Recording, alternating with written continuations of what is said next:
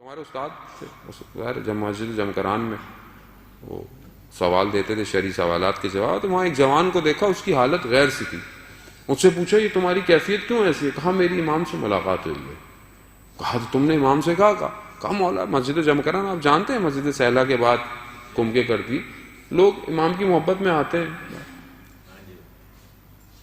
کہا میں نے مولا سے پوچھا مولا آپ کو تو 313 چاہیے، یہاں تو ہزاروں کا مجمع ہے اور آپ ہی کے لیے آتے ہیں. یقیناً نماز توحید کی طرف، امامت توحید کی طرف ہے، لیکن منسوب آپ سے ہے. تو امام نے کیا فرمایا؟ امام نے کہا ان میں سے کوئی بھی میرے لیے نہیں آیا. کسی کو گھر چاہیے، کسی کو گاڑی چاہیے، کسی کو شادی، کسی کو بچہ. عزیزانو، ہم نے آئمہ کو کیا اپنی زندگی میں منت ماننا کہاں ہے؟ اور امام ہماری زندگی میں وہ تو کریم ہے.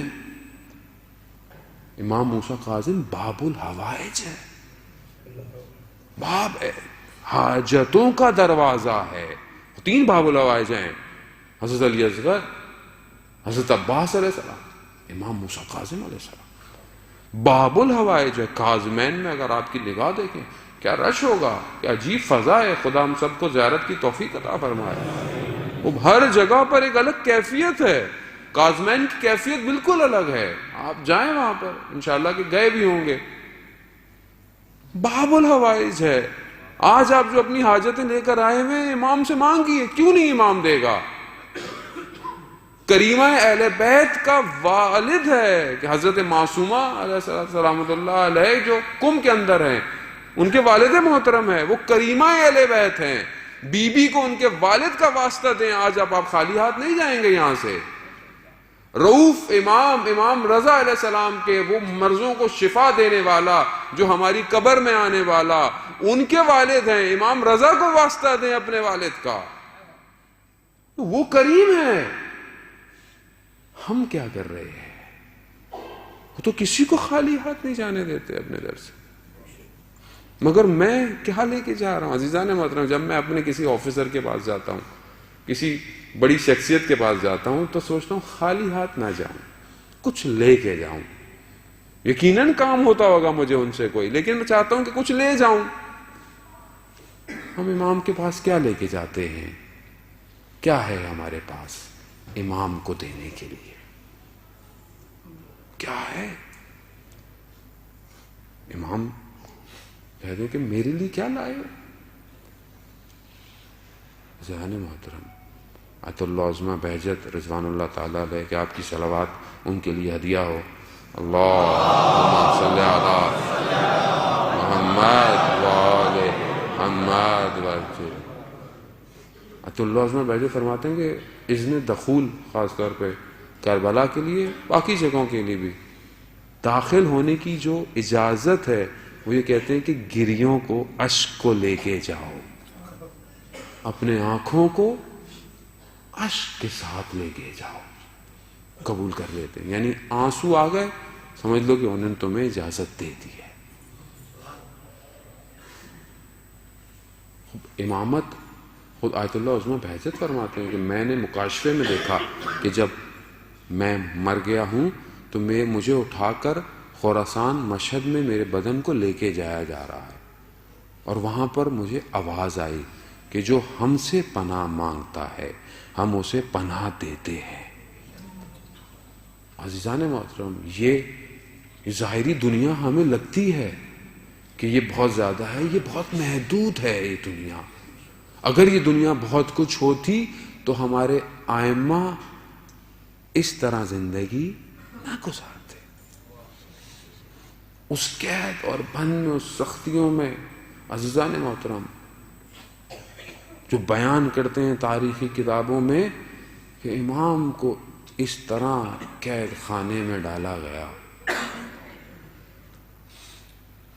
آپ اہمیت دیکھیں نا زندگی کی. ہم کتنی محبت ہے دنیا سے. جب تک ہم محبت کو باہر نہیں نکالیں گے یہ محبت نہیں آئے گی. دوسری، یہ دنیا بھی رہے اور پھر بولے امام بھی رہے، نہیں. اس کا قطن مقصد یہاں سے اٹھ کے مت لیجیے گا کہ مولانا صاحب نے بولا جی کام کرنا چھوڑ دو یہ کرنا. بعض اوقات لوگ دوسرے معنی لے جاتے ہیں. نہیں، قطن روایتیں ہماری خدمت میں ہیں. حلال رزق کمانا ہے، محنت کرنی ہے، سارے کام کرنے ہیں، کیونکہ وقت کے امام کو ہر چیز کی ضرورت ہے. لیکن دل نکالنا. آیت اللہ عظمہ بہجت نے پوچھا زہد کی تعریف کیا ہے؟ کہا زہد کی تعریف یہ نہیں ہے کہ دنیا کو ترک کر دو. زہد کی تعریف یہ ہے کہ دنیا تمہارے پاس ہو مگر تمہارا دل دنیا میں نہ ہو. دل تمہارا دنیا میں نہ ہو. میرا تو موبائل کھو جائے تو میری طبیعت خراب ہو جاتی ہے. میری تو گاڑی پہ چڑھا سا اسکریچ لگ جائے تو ابھی تو لی تھی میں نے گاڑی. دل اتنا زیادہ لگے گی، خراب ہوگا، ٹوٹے گا، کھوئے گا. اس کو دیکھیے کہ جو سالم آیا تھا وہ کتنا ٹوٹ گیا ہے. اس کی تو کوئی فکر نہیں ہے کہ اس پہ سارا دن کتنے اسکریچ لگ رہے ہیں، اس کی کتنی سکرینیں ٹوٹ رہی ہیں. عزیزان محترم، قبر کی رات بہت سخت ہے. جو عرفا نے بیان کیا ہے تو میں ظاہر ہے کہ میرا اتنا مشاہدہ نہیں ہے، لیکن کبھی کبھی وہ مشاہدہ ایک ذرا سی جھلک آ جاتا ہے، جان نکل جاتی ہے. ایک عارف اصفہان میں تھے، عالم دین تھے. انہوں نے اپنے استاد سے وظیفہ لیا کہ میں دیکھوں کہ قبر میں کیا ہوتا ہے.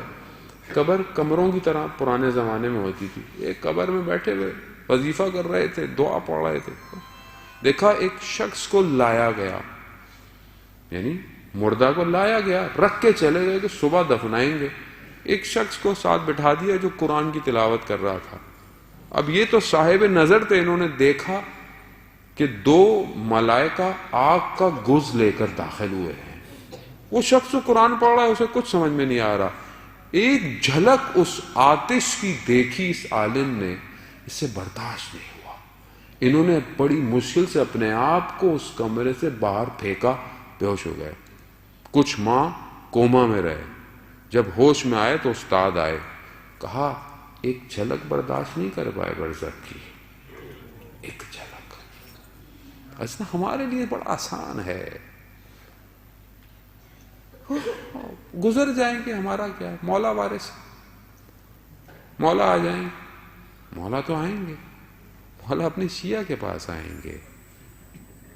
مولا اس کے پاس آئیں گے کہ جس نے واقعاً امام کی سیرت پہ زندگی گزاری.